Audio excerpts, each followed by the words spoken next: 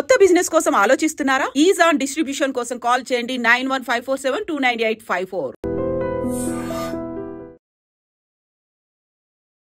Welcome to iDream media. So D vitamin deficiency ఇది చాలా మందిలో చూస్తూ ఉన్నాము. మరి విటమిన్ డి డెఫిషియన్సీ వస్తే ఎలాంటి లక్షణాలు కనిపిస్తాయి, న్యాచురల్ వేస్లో దీన్ని పొందడం ఎలాగా, వివరాలు తెలుసుకుందాం. ఈరోజు మనతో పాటు ఉన్నారు ప్రముఖ యోగా గురు యోగిని అరుణాదేవి గారు. మేడం నమస్తే అండి. నమస్తే madam. D vitamin deficiency, so అందరిలో డి విటమిన్ డెఫిషియన్సీ ఉంది. కరోనా తర్వాత మనకి అవేర్నెస్ వచ్చింది దీనికోసము.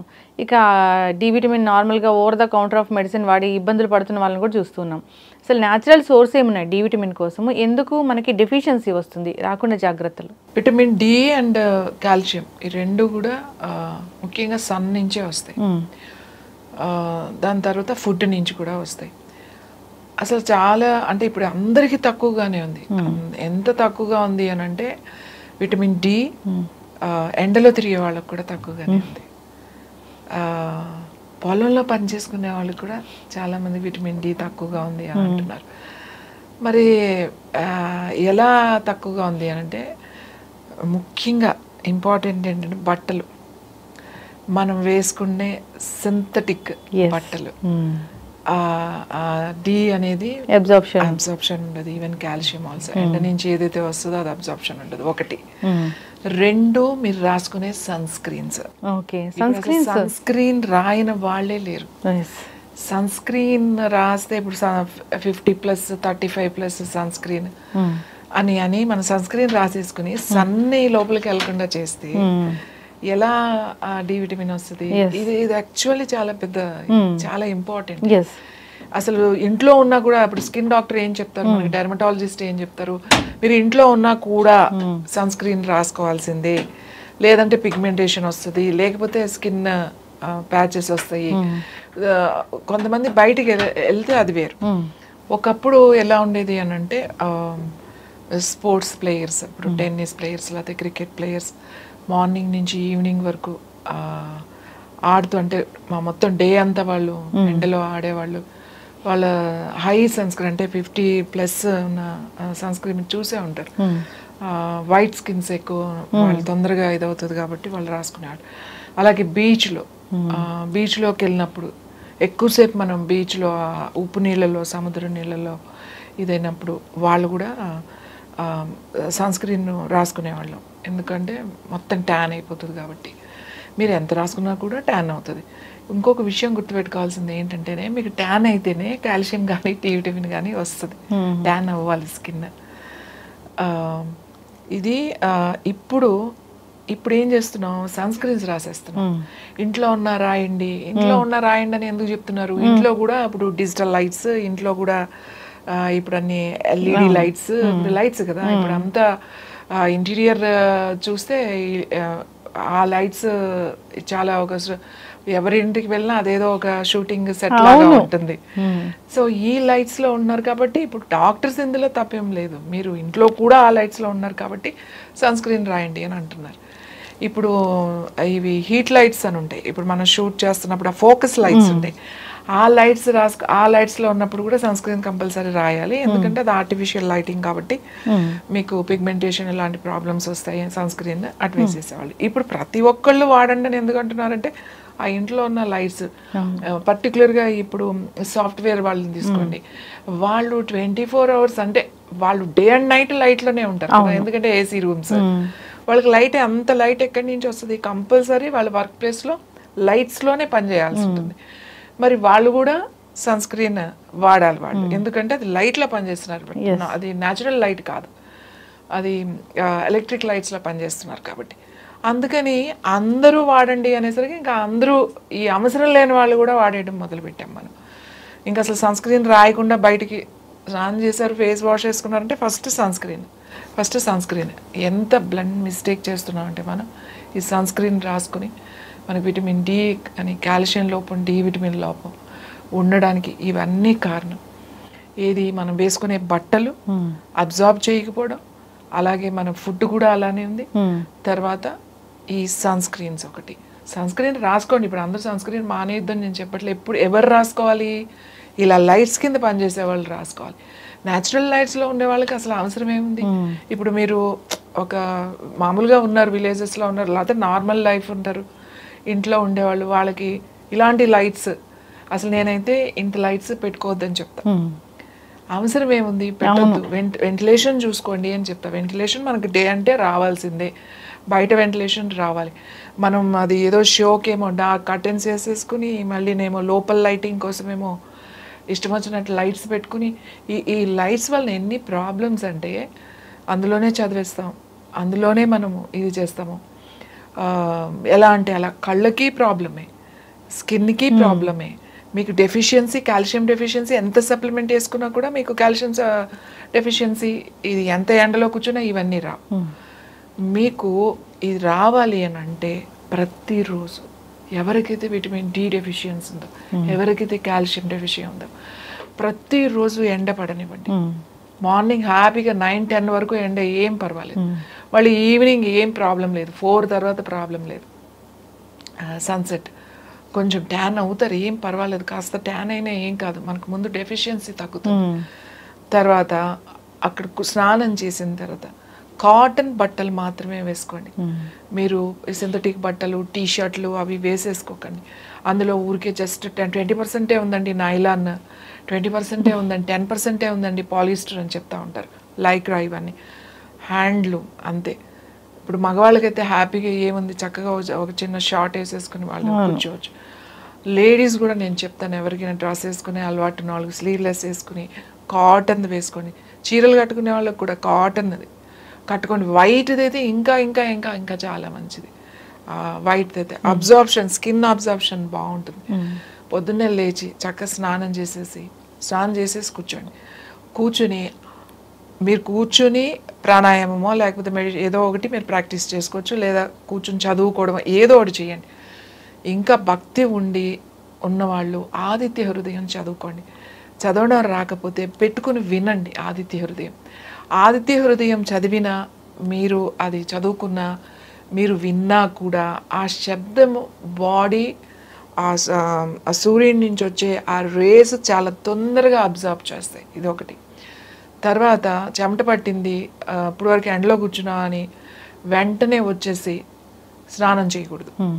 కనీసం మీరు ఇలా కూర్చున్నప్పుడు ఇలా ఎండలో ఇలా వాకింగ్ చేసిన మన కాల్షియం ఇలా రావాలి అని అంటే, డి రావాలి అని అంటే 2 గంటల వరకు స్నానం చేయకూడదు. ఎందుకంటే మన ఆ సూర్యరశ్మి నుంచి వచ్చే ఆ రేజ్ ఏవైతే ఉన్నాయో మన స్కిన్ మీద 2 గంటలు ఉంటుంది.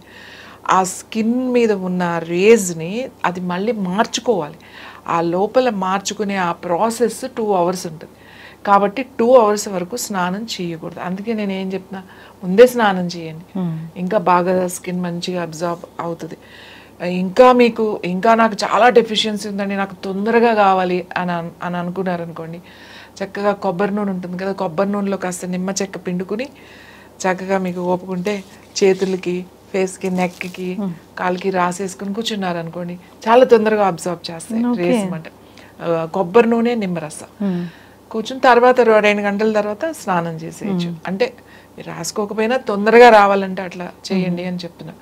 ఫుడ్ మీకు మష్రూమ్స్, పుట్టగొడుగులు అంటారు, దాంట్లో విటమిన్ డి ఉంటుంది.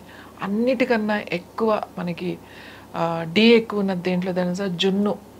చాలా మంది జున్ను ఉంటారు కదా, అంటే మళ్ళీ జున్ను అంటే ఇప్పుడు ఏ పౌడర్లు తయారు చేసిన అలాంటి జున్ను కాదు, మామూలుగా గేదెలు ఈనిన తర్వాత జున్ను వండుకుంటారు కదా, దాంట్లో చాలా మీకు మంచి విటమిన్ డి ఉంటుంది. ఇప్పుడు డైట్లు అని చెప్పి చాలామంది అది తింటే వెయిట్ పుట్ ఆన్ అవుతారని చెప్పి తినరు.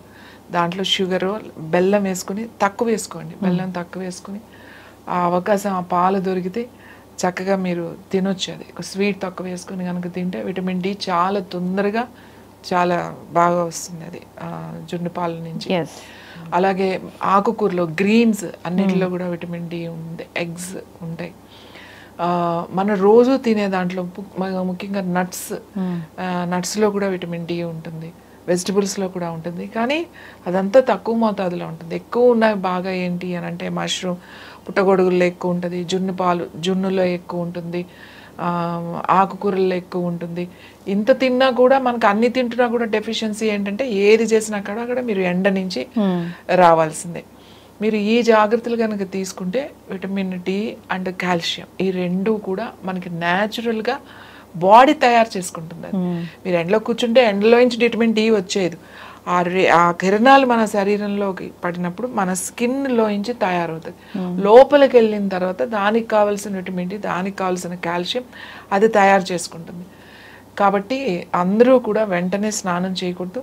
ఖచ్చితంగా ఎండలో కూర్చున్నారు అని అంటే ఎండలో అయితే 2 గంటల తర్వాత మాత్రమే స్నానం చేయాలి. ఫుడ్ మీరు ఈ ఆహారం ఏదైతే బాగా రోజు గ్రీన్స్ తర్వాత నట్స్ అన్నిటిలో కూడా కొంచెం కొంచెం ఉంటుంది. నట్స్ అన్నిటిలో కూడా తర్వాత ఈ జున్ను పాలల్లో ఉంటుంది, వెజిటబుల్స్లో ఉంటుంది, వెజిటబుల్స్లో తక్కువ మోతాదుల్లో ఉంటాయి అన్నమాట. ఇవన్నీ తీసుకోవడం మనం రెగ్యులర్ ఫుడ్ ఇవన్నీ తీసుకుంటాం.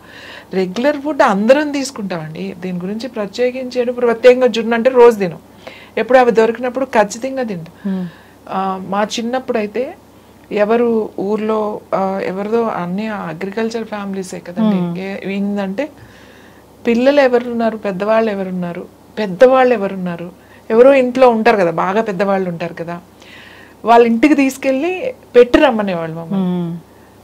వండుతారు కదా సెపరేట్గా ఒక గిన్నెలో ఇచ్చి ఒక స్పూన్ కూడా ఇచ్చి పంపించేవాళ్ళు. పంపించి వాళ్ళ ఇంట్లో పెద్ద ఆవిడ ఉన్నారు కొంచెం ఇచ్చేసి రండి అని. ఆబ్వియస్లీ వాళ్ళకి డెఫిషియన్సీ ఉంటుంది అంటే చూడండి, అది ఆ పంచుకోవడంలో మనకి తెలియకుండానే ఇంత ఆలోచన వెళ్ళి ఇచ్చిరండి. అలాగే వాళ్ళు అందరూ పిల్లలు ఉన్నారు, ఎవరైనా పిల్లలు ఉన్నారు అనుకోండి, వాళ్ళ ఇంట్లో పిల్లలు ఉన్నారు అని వండి పంపించేవాళ్ళు. పాలు పంపించినా మళ్ళీ వండి పంపించేవాళ్ళు, పిల్లలు ఉన్నారు వెళ్ళి ఇచ్చిరండి అని చెప్పి. సో ఎందుకు అంటే ఇవన్నీ కూడా ఇప్పుడు ఇచ్చిపుచ్చుకోవడాలు చాలా తక్కువైపోయినాయి, అసలు అంత టైమే లేదు. అంత రెడీమేడ్ మీద ఆధారపడిపోయాం. అంటే అవకాశం లేని వాళ్ళు అనుకోవచ్చు, కానీ అవకాశం ఉన్న వాళ్ళు ఉన్నారు కదా, ఇలాంటివి మనం ఉపయోగించుకోవాలి. మన పెద్దవాళ్ళు ఎప్పుడు కూడా ముందు తరాల గురించి ఆలోచించారు, ఎందుకంటే వాళ్ళ పెద్దవాళ్ళని వాళ్ళు గౌరవించారు. కాబట్టి ఇప్పుడు మా జనరేషన్ మా పెద్దవాళ్ళని మేము గౌరవిస్తున్నాం. మనం మన పెద్దవాళ్ళని ముందు తరాల పద్ధతుల్ని, ఆచారాలు, సంస్కృతిని మనం గౌరవిస్తే ప్రతి ఆచారం వెనుక, మన సంస్కృతి సాంప్రదాయం వెనుక ఆరోగ్యం ఉన్నదని గుర్తుపెట్టుకోండి. ఈ ఆరోగ్యం ఉన్నదే అంతా కూడా, మన ఆచారాలన్నీ వెనుక కూడా ఆరోగ్యం ఉంది. కొన్ని అతిగా ఉండొచ్చు, దాని గురించి నేను మాట్లాడట్లేదు. కాబట్టి వాటిని మనం గౌరవించి మన పెద్దవాళ్ళని గౌరవిస్తే మన ముందు తరాల వాళ్ళకి మనం ఇచ్చిన వాళ్ళు అవుతాం. ఎస్, ఖచ్చితంగా మ్యామ్, చాలా చక్కగా చెప్పారు. నిజంగానే పెద్దలు ఏం చెప్పినా దాని వెనక ఖచ్చితంగా సైంటిఫిక్ రీజన్ ఉండనే ఉంటుంది. దాన్ని అనుసరించిన వాళ్ళు అందరూ ఆరోగ్యంగానే ఉన్నారు. సో నెక్స్ట్ జనరేషన్ కూడా ఈ మెసేజ్ అనేది వెళ్ళాలని కోరుకుందాము. సో ఏవైతే సంస్కృతి సాంప్రదాయాలు ఉన్నాయో ఇలా ఆరోగ్యంగా ఉండాలంటే ఏం చెప్పారో అవి పాటించాలని కోరుకుందాము. ధన్యవాదాలు ma'am. Welcome to iDream media. So D vitamin deficiency ఇప్పుడు చాలా మందిలో మనం చూస్తూ ఉన్నాము. అసలు ఎందుకు ఈ సమస్య ఇంతలా వస్తుంది, దీనికి సరైన పరిష్కారం ఏంటి, వివరాలు తెలుసుకుందాం. ఈరోజు మనతో పాటు ఉన్నారు ప్రముఖ డైట్ గురు వీరమాచినేని రామకృష్ణ గారు. సార్ నమస్తే. సార్ నమస్తే అమ్మా, ఎలా ఉన్నారు? ఫైన్ అమ్మా, always. Yes. So D vitamin deficiency, so D vitamin deficiency లేనిది ఎవరికి చెప్పండి, నాకు కూడా ఉంది విటమిన్ డెఫిషియన్సీ. ప్రపంచంలో అందరికీ ఉంది. మొన్న మధ్య నేను దుబాయ్లో మీటింగ్కి వెళ్ళి డి ఎంతమందికి 20 దాటి ఉందని అడిగాను. 1000 చాలా మంది ఉన్నారు మెంబర్స్. అసలు ఒక్కళ్ళు కూడా రెస్పాండ్ అవ్వాలి. అందరికీ 5, 10, 8, 12. దుబాయ్లో ఎండలు అంత బాగా లేకపోవటం ఏంటి, ఎండలోకి వెళ్తే అర్థమైంది. ఫస్ట్ ఆఫ్ ఆల్ మనం ఇప్పుడు దీని హెడ్డింగ్లోనే బూత్ ఉంది, విటమిన్ డి. ఇప్పుడు నేను అబ్బాయి అంటే ఎలా ఉంటుంది, నువ్వు అబ్బాయి కాదు కదా, నేను అమ్మాయి కాదు కదా, అది ధనలక్ష్మి అనే అబ్బాయి అన్నాను అనుకో, ఎంత బూతో. విటమిన్ డి అంటే కూడా అంతే బూతు, అది విటమిన్ కాదు. అసలు ఆ విటమిన్ డి కాని దాని విటమిన్ డి అంటమే అసలు ప్రపంచంలో ఇప్పుడు ఈ వైద్య సమాజం వాళ్ళు మన చెవులు ఎన్ని పూలు పెట్టారో అర్థం చేసుకోవచ్చు.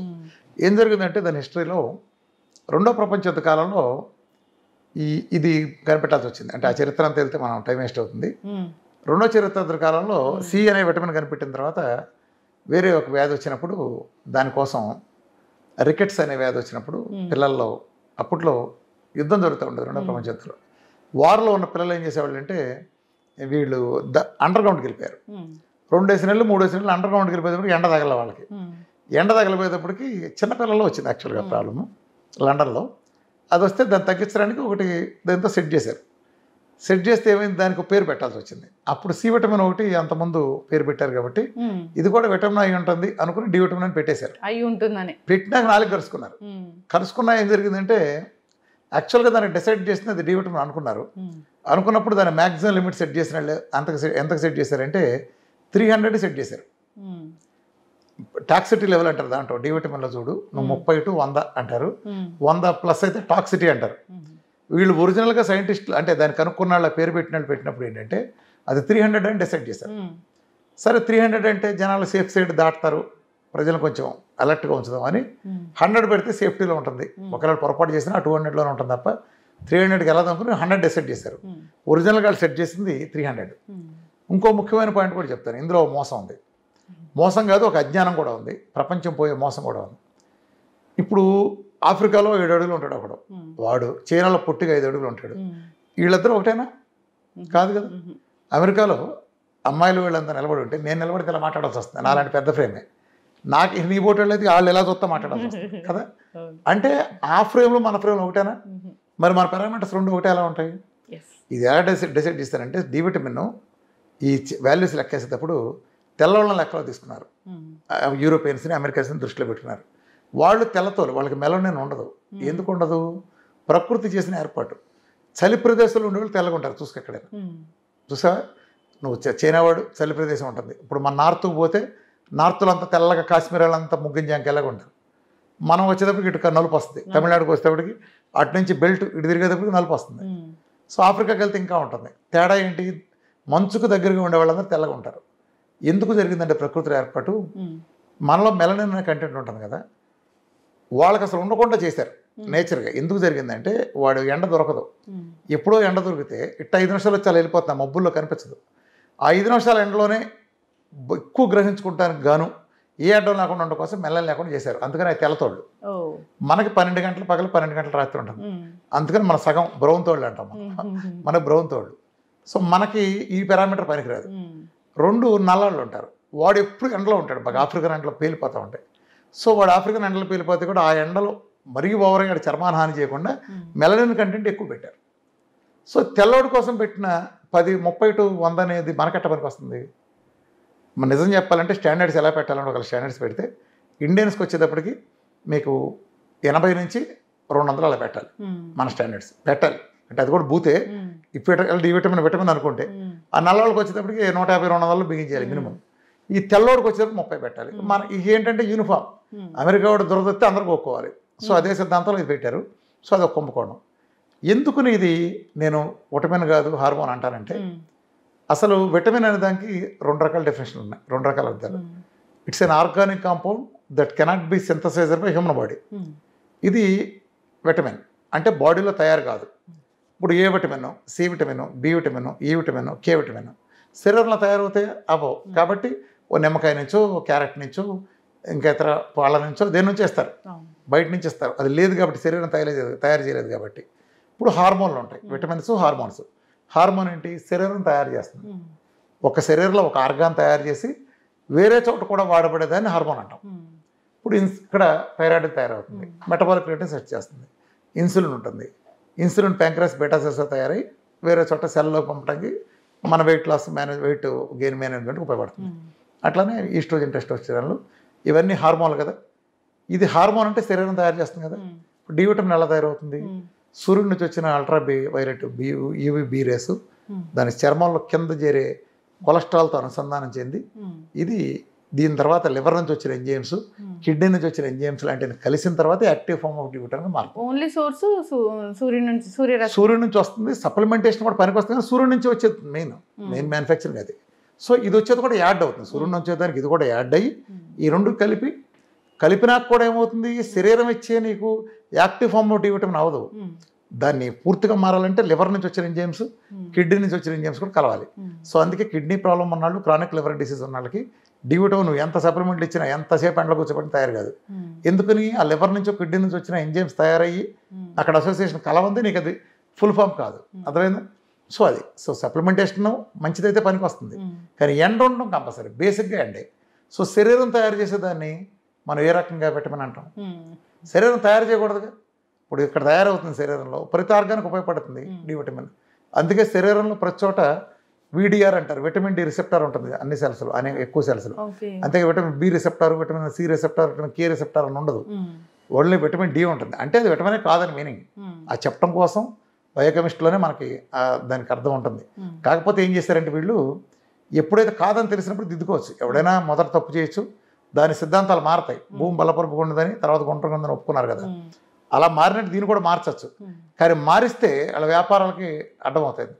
ఎవరికైతే డి విటమిన్ బలంగా పుష్కలంగా ఉంటుందో వాడికి హాస్పిటలైజ్ అవకాశం చాలా తక్కువ. మన పెద్ద తరంలో ఇప్పుడు మన పెద్దవాళ్ళని తీసుకో, వాళ్ళకి జబ్బులు ఉండే కాదు. పెద్ద పోతే బాల్యంతరాల్లో పోయేవాళ్ళు, లేకపోతే చిన్నపిల్లలు జబ్బులు వచ్చిపోయేవాళ్ళు తప్ప పెద్ద వయసు వాళ్ళంతా మగాళ్ళకి వాళ్ళంతా స్ట్రాంగ్ ఉండేవాళ్ళు. చూసావా, 100 ఏళ్ళు బతుకుండేవాళ్ళు, 90 ఏళ్ళు కూడా జాంకాయలు తినేవాళ్ళు, పచ్చి జాంకాయలు. ఎందుకనంటే వాళ్ళు ఎండలో చొక్కా లేకుండా పనిచేస్తారు, ఇంత నెయ్యి వేసుకునేవాళ్ళు. సో విటమిన్ డి వాళ్ళకి పుష్కలంగా అందేది కాబట్టి బోన్స్ కానీ పళ్ళు కానీ అంత స్ట్రాంగ్ ఉండేవి. అర్థమైంది? విటమిన్ డి చాలా అవసరం శరీరానికి. ఈ మన శరీరంలో దేని పనికి వస్తుందంటే మన శరీరంలో కాల్షియం అబ్జర్వ్ చేయడానికి ఉపయోగపడుతుంది. అది K2తో కలిపి కాంబినేషన్ చేయాలి.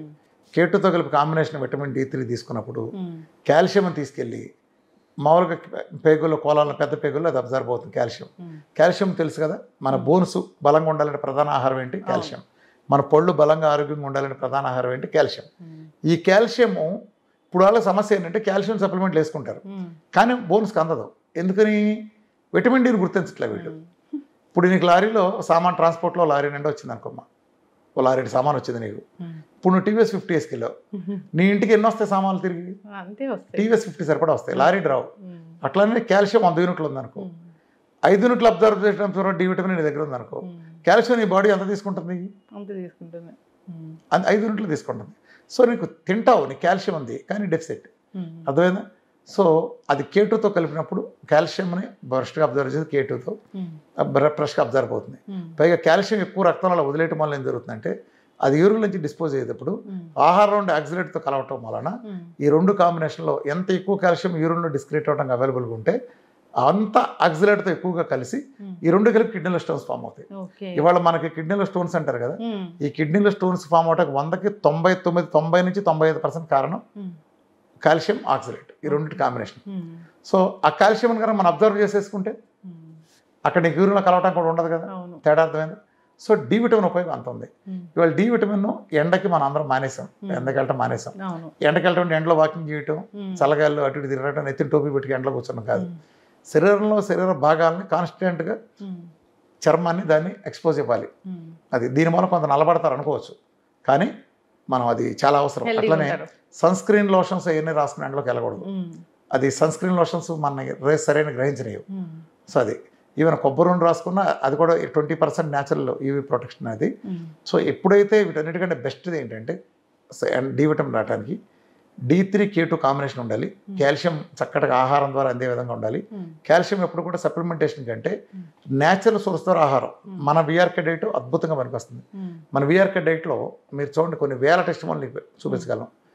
7-8 ఉండేది ఒక నెలలో 150-110 100 దాటిని దాటాల్సిందే. ఎందుకంటే ఈ ప్రపంచంలో ఎవరు లేని విధంగా నేను ఒక సప్లిమెంటేషన్ మోడల్ చేశాను. ప్రపంచంలో వాళ్ళు ఏం చేస్తారంటే అమెరికాలో ఈ అమెరికన్ భావజాలం వాళ్ళు మనిషికి కావాల్సిన ఇచ్చేది ఎంత డోస్ డిసైడ్ చేశారంటే 800 పెద్దవాళ్ళకి, పిల్లలకు 400 అన్నారు, యావరేజ్గా ఒక 600 అనుకో. అంటే 800 యూనిట్లు ముక్కులో పెట్టుకుని చాలు. ఒక పెద్ద ఏనుగుని తీసుకొచ్చి ఒక కందిపప్పు గింజ పెట్టి రోజంతా ఇది ఆహారం పండగ చేసుకున్నట్టు ఉంటుంది. ఏనుగు కందిపప్పు గింజ సరిపోద్ది రోజంతా ఆహారానికి. ఈడిచ్చే డి విటమిన్ అంతే. ఈ అమెరికా మందుల కంపెనీ వాళ్ళు చేసే కుంభకోణాల్లో అతిపెద్ద కుంభకోణం డి విటమిన్. ఎందుకు డి విటమిన్? మొన్న కరోనా వచ్చింది, కోట్ల మంది చచ్చిపోయారు కదా. ఎవడు చచ్చిపోయాడు? రోడ్డు మీద కూలాడా, పాలోడా, పనోడా, రిక్షావాడా, మన పేపర్లు వేసేవాడా, ఐస్ క్రీమ్ బండివాడా? ఈడెవడో చావాలా, రైతు కూలి ఎవడో. ఎందుకుని? ఆడ ఎండలో ఉంటాడు, ఎండలో ఎవడుంటే ఆడు చావాలా. ఎవడ తెచ్చాడు? ఎవడైతే ఏసీలు ఎక్కువ ఉంటాడో ఆడే తెచ్చాడు. చూసుకోండి, లెక్కేసుకోండి. రెండోది, నీకు తెలిసిన ప్రతి శవం కరోనాలో పలానావాడు చచ్చిపోయాడంట అని నువ్వు విన్న ప్రతి శవం హాస్పిటల్ నుంచి వచ్చింది. రోడ్డు మీద కూడా ఎవడో చావాలా. మద్రాసు నుంచి ఢిల్లీ దాకా నడిచిన ఫ్యామిలీలు ఉన్నాయి. వీళ్ళందరూ కరోనా మధ్యలోంచి వెళ్ళారు, ఎప్పటికీ కరోనా రాలా. అర్థమైంది ఎండ ఎంత కాపాడుతుందో. ఇలా కాపాడుతుందని తెలుసు కాబట్టే వాళ్ళు డి విటమిన్ని ముక్కులో పొక్క అంత ఇచ్చి ఇదే మ్యాక్సిమం లిమిట్ పెట్టగలిగారు. సో ఎప్పుడైతే డి విటమిన్ లేదో ఈ మాఫియా మూటాకి మందులు అమ్మడానికి భయంకరమైన స్కోప్. అంటే ఇది creation of diseases, creating customers. ఇప్పుడు నువ్వు నీ బిజినెస్కి వ్యూవర్షిప్ అనే కస్టమర్స్ని క్రియేట్ చేయాలనుకుంటావు, దానికోసం కొత్త కొత్త స్కీములు తీసుకుంటావు. ఒక హోటల్ మంచి రెసిపీలు పెట్టడం ద్వారా వాడు కొత్త కస్టమర్లు చేసుకోవాలని చూస్తాడు. వీళ్ళు ఏం చేశారు, కస్టమర్లు రావాలంటే జబ్బులు రావాలి. ఆడ కస్టమర్ అంటే వాడు మనమే, మనకు జబ్బులు వస్తే ఆడి కస్టమర్ అవుతాం. సో మనం వాడి కస్టమర్ అవ్వాలంటే మన జబ్బులు రావాలి. జబ్బులు రావాలంటే ఇటు మంచిగా చెడగొట్టాలి.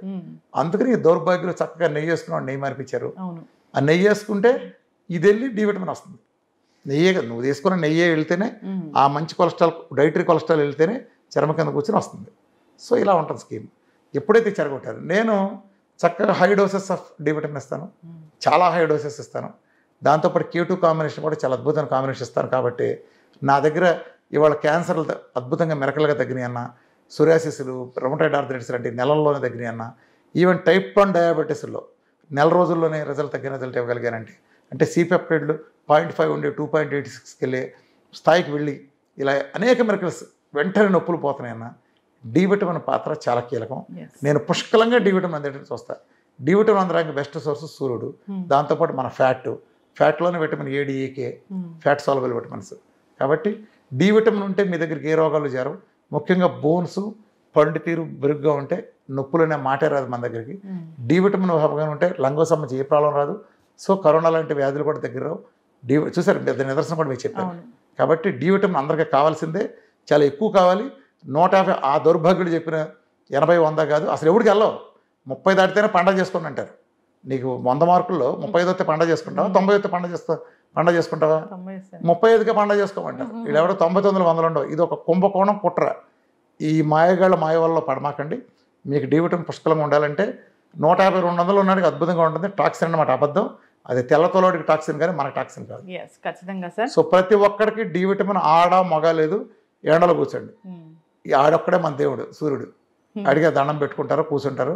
సూర్య నమస్కారాలు అందులో పెట్టింది. నమస్కారాలు ఇంట్లో చేస్తే ఫలితం రాదు, సూర్యుడిలో చేస్తేనే ఆసనాలు ఫలితం వస్తాయి. అర్థమైందా? సో ఇలాంటిది సూర్యుడు అవసరం అంత ఉంది. ఖచ్చితంగా సార్. చాలా చక్కటి ఇన్ఫర్మేషన్ అండి. డి విటమిన్ అంటే అది విటమిన్ కదా, అది ఒక హార్మోన్, అది శరీరం తయారు చేసుకుంటుంది. ఖచ్చితంగా అందరూ సూర్యరశ్మికి ఎక్స్పోజ్ అవ్వాల్సిందే. పర్టికులర్గా మీరు చెప్పిన టైంలో నెయ్యి బాగా తినాల్సిందే. సో డి విటమిన్ డెఫిషియన్సీ ఉన్న వాళ్ళు ఈ కాల్షియంతో పాటు తీసుకుంటే కనుక ఖచ్చితంగా అబ్జార్ప్షన్ అనేది ఉంటుంది. చాలా చక్కటి ఇన్ఫర్మేషన్ అండి. ధన్యవాదాలు. నమస్కారం, నేను డాక్టర్ శ్రీనివాస్ చెల్మెల, సంస్కృతి ఆయుర్వేద క్లినిక్ నుంచి మాట్లాడుతున్నాను. ఈరోజు మనం డిస్కస్ చేసే టాపిక్ వచ్చేసి మోకాళ్ళ నొప్పులు. దాన్ని మోకీళ్ళ నొప్పులు అంటాము. అసలు మోకాళ్ళ నొప్పులు అంటే ఏంటి, ఎవరికి వస్తుంది, దాన్ని గుర్తించడం ఎలా, మనం తొందరగా కాస్త ఎర్లీ స్టేజ్లో తెలుసుకుంటే ఇది ఇంకా ఫర్దర్గా డిటియోరేట్ అవ్వకుండా ఏమన్నా చిట్కాలు ఉన్నాయని వాటి గురించి తెలుసుకుందాము. అసలు మోకాళ్ళు అంటే మనం చూస్తే మన శరీరాన్ని ధారణ చేసేవి, మన శరీర బరువుని, మన బాడీని మెయింటైన్ చేసి మనకు నడకని ఈజీగా అయ్యే దాంట్లో ముఖ్య భూమిక పోషించేవి ఈ మోకాళ్ళు. నడుము తర్వాత మోకాళ్ళు అంత ఇంపార్టెన్స్ అంటాము. అయితే మోకాలు మీరు అనటమీ చూసుకుంటే ఏంటంటే మనకి కింది భాగంలో చూసుకుంటే ఈ తొడ దగ్గర ఉండే బోన్ని ఫీమర్ అంటాము. అలానే మోకాలు కింద ఉండేవని టిబియా ఫిబులా అంటాము. అలానే ఫింగర్స్ ఉంటాయి. మరి ఈ టిబియా ఫిబులాకి ఫీమర్కి మధ్యలో ఉండేది అంటే మన జాయింట్ అంటాము. రెండు ఎముకలకి మధ్యలో ఉండే జాయింట్నే దాన్ని మనం మోకాళ్ళు అంటాము. అంటే అక్కడ ఉండే ఆ కీలు ఏదైతే జాయింట్ ఉంటుందో రెండింటిని ఫ్యూజ్ చేసి మూమెంట్స్ ఈజీగా చేసి ల్యూబ్రికేట్ చేయడానికి అక్కడ స్పేస్ని క్రియేట్ చేసి పెటల్లా లాంటిది ఉండేదాన్ని మోకాళ్ళు అంటాం. దాంట్లో వచ్చే వాపు కానివ్వండి, దాంట్లో వచ్చే డ్రైనెస్ కానీ, దాంట్లో వచ్చే పెయిన్నే మనము వాడుక భాషలో ఆర్థరైటిస్ అంటాము. అంటే మీరు ఒక ఎముకలో వచ్చే వాపుని ఆర్థరైటిస్ అంటాము. ఆస్టియోఆర్థరైటిస్ అంటే ఇది బోన్లో వచ్చేది. అయితే ఇవి ఎన్ని రకాలుగా ఉంటాయి అంటే బేసిక్గా మనకు ముందు తెలిసింది అంటే ఆస్టియోఆర్థరైటిస్ అంటాము. ఇది జనరల్గా ఏజ్ రిలేటెడ్ ఉంటుంది. అలానే రుమటైడ్ ఆర్థరైటిస్ అంటాము. రుమటైడ్ ఆర్థరైటిస్ అంటే ఇది బ్లడ్లోనే యాంటీజెన్ ఉండడం వల్ల ఏజ్తో సంబంధం లేకుండా జనరల్గా ఎవరికైనా ఎముకలు అరిగిపోయే ఛాన్సెస్ ఉంటాయి. సో ఈరోజు మనం ఈ ఆస్టియోఆర్థరైటిస్ ఆఫ్ నీస్ గురించి మాట్లాడుకుంటున్నాం. దాన్నే ఆయుర్వేద భాషలో చెప్పాలి అంటే సంధివాతము అంటాము. అంటే ఒక సంధి అంటే జాయింట్లో వచ్చే వాతం వల్ల జరిగే డ్యామేజెస్ని సంధివాతం అంటాము. అయితే దీన్ని ఎవరికి వస్తుంది అనే ముందుగా చూసుకుంటే ఎవరైతే అధిక బరువు ఉంటారో, నేను ఇంతకుముందు చెప్పినట్టే మన శరీర బరువు అంతా కూడా మన మోకాళ్ళే భరించాలి. సో మరి అది బరువు మనం ఇష్టం వచ్చినట్టు బరువు పెరిగిపోవటం వల్ల ఎముకల్లో ఉండాల్సిన పట్టు తగ్గిపోవటము, వాటి ఉండాల్సిన టోన్సిఫికేషన్ తగ్గిపోయి ఈ అధిక బరువు వల్ల ఇంకా దాని మీద ప్రెషర్ పడిగి అరగటం అనేది అవుతుంటుంది. అలానే ఈ అధిక బరువు వల్ల అక్కడ ఉండే కండరాలు నరాలు కూడా దెబ్బతినే ఛాన్స్ ఉంటాయి. ఇంకా జనరల్గా ఎవరికి వస్తుందంటే ఎవరైతే కాల్షియం కానీ మినరల్స్ D3 శరీరంలో లోపం ఉంటాయో, అంటే మనం తీసుకునే ఫుడ్లో కానివ్వండి ఇతరత్ర జబ్బుల వల్ల ఏదన్నా అయినప్పుడు వాళ్ళలో కూడా మనం ఆర్థరైటిస్ చూస్తూ ఉంటాము. అండ్ ఇవి కాకుండా మెయిన్గా దీనికి వచ్చే కారణం ఏంటి అంటే ఏజ్ రిలేటెడ్ అంటాము. ఆస్టియోఆర్థరైటిస్ అంటే ఒక 45-50 క్రాస్ అయిన వాళ్ళల్లో ఎముకల్లో ఉండాల్సిన పట్టు తగ్గిపోయి వాటికి రాపిడి జరిగి ఎక్కువగా ఎవరైతే మెట్లు ఎక్కడము దిగడము చేస్తుంటారు, ఎక్కువసేపు నిలబడి ఉంటారు, అధిక బరువు ఉంటారు, టైంకి ఫుడ్ తీసుకోకుండా ఉంటారు, వీళ్ళల్లో ఎక్కువగా చూస్తూ ఉంటాం. అండ్ ఇంకొక ముఖ్యంగా ఇప్పుడున్న ట్రెండ్లో చూస్తుంది అంటే కొన్ని సందర్భాల్లో వైరల్ ఇన్ఫెక్షన్స్ కానీ వైరల్ అటాక్స్ అయినప్పుడు, లైక్ ఎస్పెషల్లీ మనం కోవిడ్ అలాంటివి చూసినప్పుడు, చికెన్ గున్యా ఇలాంటి కండిషన్స్లో అవి తగ్గిన తర్వాత కూడా ఒక లాంగ్ రన్లో క్రానిక్ పీరియడ్లో ఈ మోకాళ్ళ మీద ఒత్తిడి ఉంటుంది, దానివల్ల అరగడం కూడా చూస్తూ ఉంటాం. అయితే మరి నేను ఇది చెప్పాను, ఒక ఏజ్ రిలేటెడ్ వ్యాధి అన్నప్పుడు 45-50 క్రాస్ చేసిన వాళ్ళల్లో మన జుట్టు ఎలా తెల్లబడుతుందో మోకాళ్ళు అరగడం కూడా అంతే సహజం. కాకపోతే దాన్ని ఎలా మెయింటైన్ చేస్తూ నొప్పి లేకుండా ఉంచుకునేగలిగేది చాలా ఇంపార్టెంట్. అయితే 45-50 ఇయర్స్ అనేది ఇంతకుముందు చూసేవాళ్ళం, ఇప్పుడు 30-35 ఇయర్స్ వాళ్ళల్లో కూడా ఈ మోకాళ్ళు ఆర్థరైటిసే చూస్తున్నాం. అంటే పోషకాహార లోపాలు, నేను చెప్పినట్టు ఇంతకుముందు ఎక్కువగా నిలబడి ఉండే జాబ్స్ చేయడము, అధిక బరువు ఉండడము, ఇలాంటివన్నీ ఒక కారణంగా చూస్తుంటాం. మరి దీన్ని గుర్తించడం ఎలా? ఫస్ట్ సింపుల్, దీని సిమ్టమ్స్ ఏంటి లేదు, నడుస్తున్నప్పుడు చాలా ఇబ్బందిగా, అంటే కొంచెం దూరం నడిచినా కానీ మాతో అవ్వట్లేదు, కాళ్ళు పట్టేస్తున్నాయి, మోకాళ్ళు నొప్పులు ఉన్నాయి అనడము, పొద్దున్న లేస్తున్నప్పుడే మోకాలు కానీ నడుము కానీ స్టిఫ్గా అనిపించడము, కండరాలు పిక్కలు పట్టేయటము, ఇవన్నీ సిమ్టమ్స్ మనకి ఎర్లీ స్టేజ్లో తెలుస్తుంది. కానీ చాలా మటుకు పేషెంట్స్ ఇగ్నోర్ చేస్తారు, ఏం కాదు రెస్ట్ తీసుకుంటే అయిపోతుంది, లేకపోతే కౌంటర్ ద మెడిసిన్స్ దొరికే పెయిన్ కిల్లర్స్ వాడితే తగ్గుతాయి కూడా. కానీ ఇక్కడ ఏమవుతుందంటే ఒక ఎముక అరగాలంటే 2-3 సంవత్సరాలు పడుతుంది. ఆ 2-3 సంవత్సరాలు మనకి చాలా మన బాడీ సిమ్టమ్స్ చెప్పినా రెస్ట్ తీసుకోవడము, పెయిన్ కిల్లర్స్ వాడడము, ఏదో చేసి అక్కడికక్కడ దాన్ని మనం కంట్రోల్ చేస్తుంటాం, అప్పటికప్పుడు తగ్గిస్తుంటాం తప్ప లోపల జరిగే ఈ డ్యామేజెస్ని కంట్రోల్ చేయడానికి మనం చూడం. ఎప్పుడైతే అది అరిగిపోయి పేషెంట్ మా దగ్గరికి వచ్చేటప్పుడు కూడా వాళ్ళు నడిచేటప్పుడు కూడా కుంటూ నడవటము, ఒక కాలు తీసి ఒక కాలు పగన పెట్టడంలో కూడా చాలా ఇబ్బందితో వచ్చి ఆ స్టేజ్లో ఎప్పుడైతే మేము మోడర్న్ టెక్నాలజీస్ యూస్ చేసుకొని ఎక్స్రే కానీ ఎంఆర్ఐ కానీ తీసినప్పుడు అరిగిపోయాయని చెప్తాం.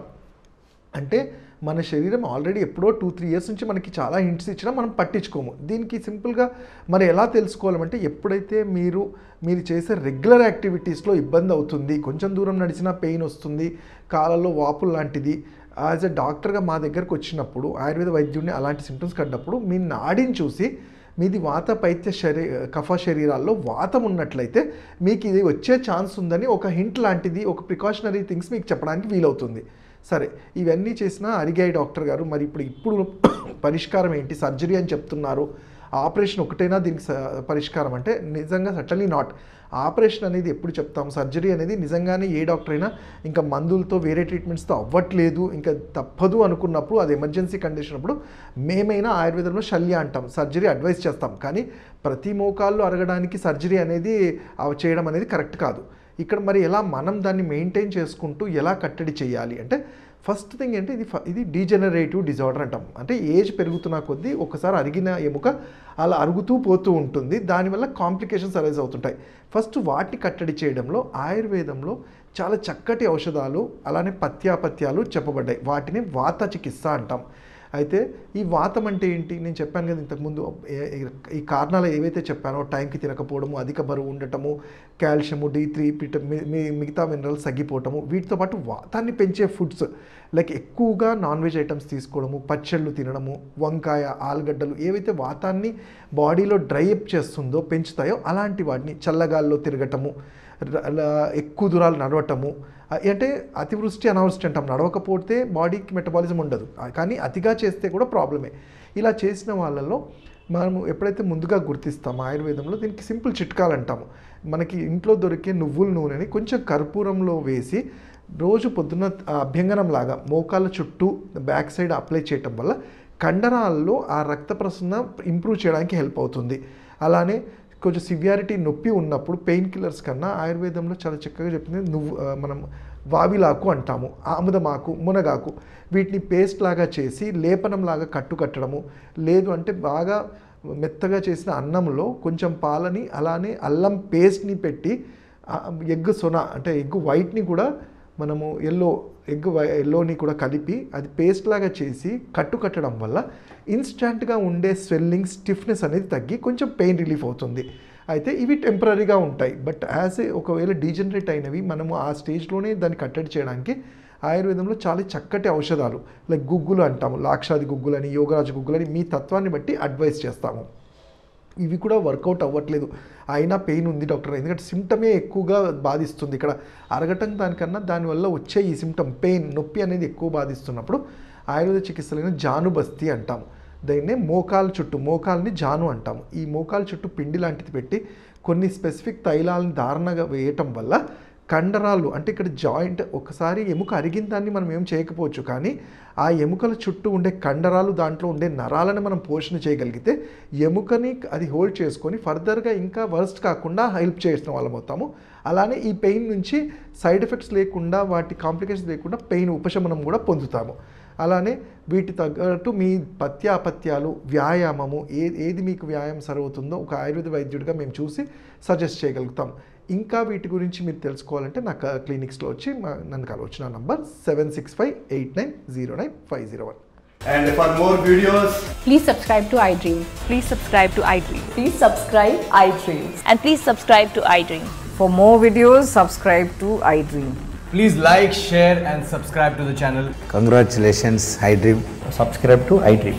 Subscribe to iDream. So subscribe to iDream Media. iDream ki iDream team andarki huge congratulations. Please subscribe iDream Media. Please subscribe to iDream. Subscribe iDream. Please subscribe to iDream. iDream అంటే నా కళల channel subscribe చేసుకున్న నోరు తిరుగుతలేదు, మీరైతే గంట గుర్తు కొట్టండి. For more such videos, please subscribe to iDream.